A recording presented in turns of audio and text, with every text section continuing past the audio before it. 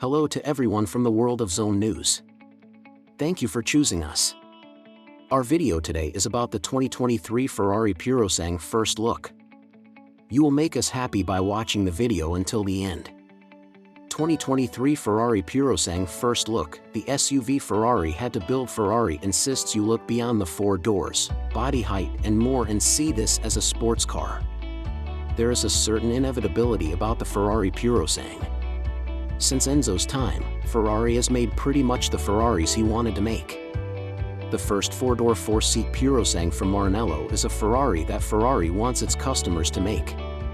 While the number of doors and seats and the high-riding hatchback body style and all-wheel drive powertrain suggest otherwise, Purosangue insists that what's coming from Ferrari is definitely not a Ferrari SUV. Even a Ferrari crossover for that matter. Purosangue is first and foremost a Ferrari, they say, and Ferrari only makes sports cars. By that they mean cars with impressive performance and dynamics that will put a smile on your face, says Enrico Galliera, Chief Marketing Officer. Let's get to the point. Purosangue has the perfect engine for a four-seater Ferrari that crushes continents. Despite much speculation to the contrary, there's another overhauled version of Maranello's legendary naturally aspirated 6.5-liter V12 under the hood. Codenamed F140 La, the engine develops 715 horsepower at 7,750 RPM and 528 lb-ft of torque at 6,250 RPM. Most importantly, 80% of this peak torque is available from just 2,100 RPM. What Purosangue buyers will get is an engine that can accelerate the 4,600-pound four-door to 60 miles per hour in less than 3.3 seconds, to 124 miles per hour in 10.6 seconds, and to a top speed of almost 200 miles per hour, according to Ferrari. Like Aston Martin's DBX 707 and then Lamborghini's Urus, rocking slowly. But it's not just what the engine will do, says Gian Maria Felenzi. How to do that?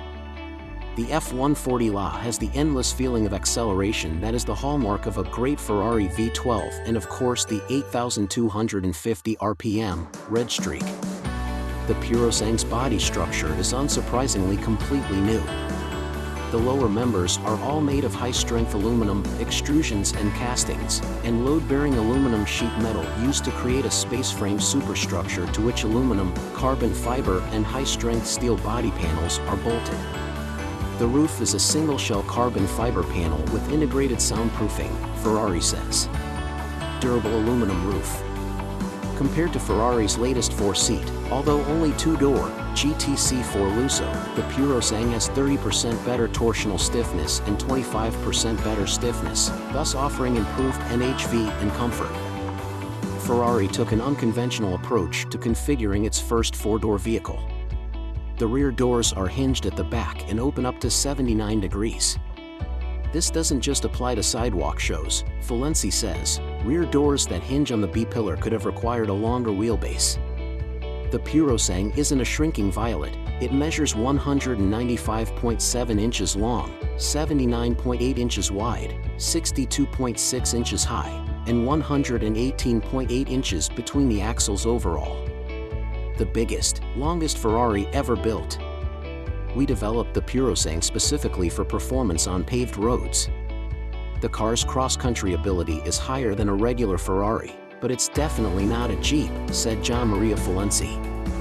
The V12 drives all four wheels via a rear axle-mounted 8-speed dual-clutch transmission and an updated version of the engine-mounted GTC4 Lusso's PTO drive system.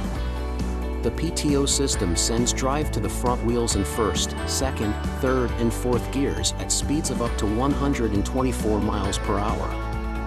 There are a lot of clever details in the design, but the cleverest, and the key to making the whole car work visually, are the deep cracks above the wheel openings, which make it look like a muscular and sensual sports coupe is floating on technique. Bits that allow it to tackle all roads and all weather conditions. Because arrogance is largely based on the Purosangue's lower elements being painted black or clad in dark carbon fiber, it may not be as successful in a black body car. We'll wait and see. Despite its overall height and ground clearance, you are sitting in the Ferrari Purosangue, not on it. Behind the redesigned steering wheel with all the touch controls for the hands on the wheel, eyes on the road philosophy seen on the SF90 Stradale, Ferrari Roma, SF90 Spider and 296 GTB is Ferrari's perfectly configurable instrument cluster. In front of the front seat passenger is a 10.2-inch screen that can display most of the data the driver wants, along with all the infotainment menus. A variety of finishes will be available, including new dark brown semi-aniline leather for the seats, carbon fiber with fine copper wire threads woven into it, and a floor covering made from the bulletproof ballistic fabric used in military uniforms. Says that 85% of the trim of the car shown here is sustainably produced. This includes a recycled polyester headliner, carpet made from recycled fishing nets, and a special Alcantara version also made from recycled polyester. And the answer to the question you all have been asking? Yes, the Purosangue will comfortably accommodate for 1.8-meter adults, with head, knee and legroom to spare for rear seat passengers. If it's a long journey, they will all have to travel with soft bags.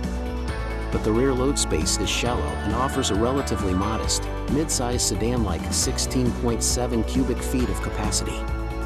The name Purosangue, meaning thoroughbred in Italian, was adopted during the car's development to remind everyone involved in the project that the car must be of Ferrari lineage. Only as a Ferrari, when we had the technology to do that, did we give the green light to make the car, says Enrico Galliera. We didn't want to just make it a four-seater. And we didn't want to develop an SUV from the very beginning. This partially explains Purosangue's stratospheric price. When the first cars arrive in the US in the fourth quarter of next year, buyers won't be able to get more than $400,000 in modifications.